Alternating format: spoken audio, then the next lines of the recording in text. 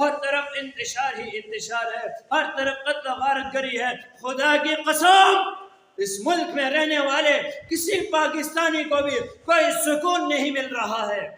کوئی امیر ہے وہ بھی پریشان ہے، کوئی غریب ہے وہ بھی پریشانی کی زندگی بسر کر رہا ہے، کوئی مالدار ہے وہ بھی پریشانی کی زندگی بسر کر رہا ہے۔ آخر کیا وجہ ہے؟ یہ قتل و غارت گری ہے، یہ جو ہے بے ایمانی ہے، یہ جو ہے حکمرانوں کے اوپر سے عوام کے اعتماد کا اٹھ جانا ہے۔ عوام کو پتہ ہے کہ ہمارے حکمران ہمارے خیر خواہ نہیں ہے۔